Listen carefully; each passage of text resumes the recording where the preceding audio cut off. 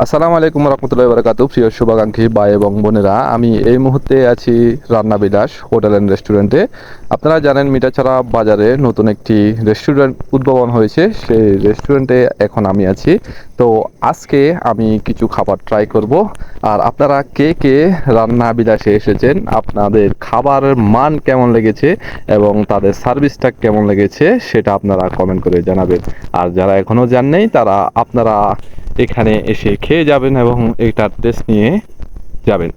তো আসলে আমার একটা কথা না বললেই নয়, মিঠাছড়া বাজারে আমরা দেখেছি অনেক রেস্টুরেন্ট হয়েছে এবং আবার চলে গেছে। জানি না কি কারণে চলে যাচ্ছে, কি কারণে তারা টিকতে পারতেছে না, খাবারের মানের জন্য নাকি টাকার জন্য নাকি তাদের সার্ভিসের জন্য, জানি না কি সমস্যা।